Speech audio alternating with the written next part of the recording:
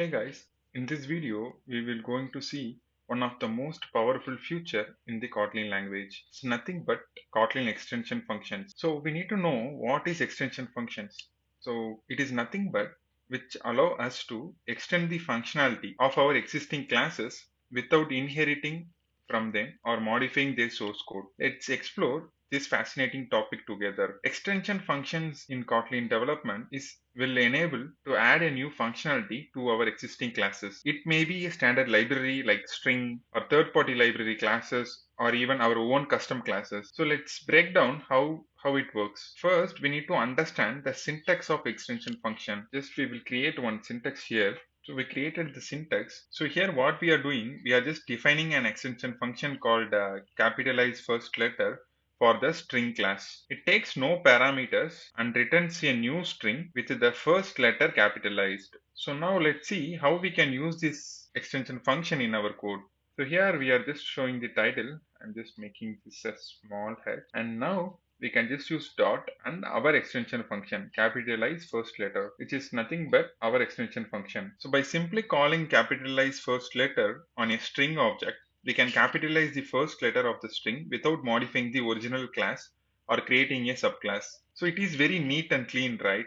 So now I'm just running the app to see how it works. So if you see here, we are having small h, and here if you see the output, it is a capital H. So this is how extension function will work. Instead of the first letter, we will make the first two letter as a capital. That is easy. You just come here and change the substring to 2, which will take the first two letter and it will apply the uppercase and it will just append to the first index. So now here we are just taken 2 index. So here we need to change to 2. So now we will run the application. So if you see the output, it is working fine. So these extension functions are not just limited to adding new functionality. They can also be used to improve readability and maintainability of code. Now we will create one another function that's maybe, and inside this we just need to print.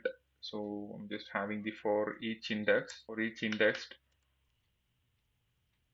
here we just printing them. So now we just use this extension function like here. We will create one another new array list. List. It will have a list of the default string. And inside we have apple, apple, banana, orange. Now we just need to print this. So dot print with index, print with index. Just running the app, going to the build config to see the output.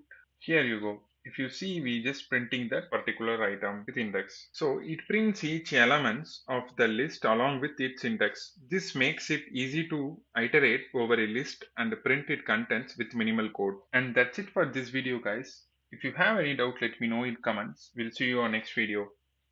Bye bye.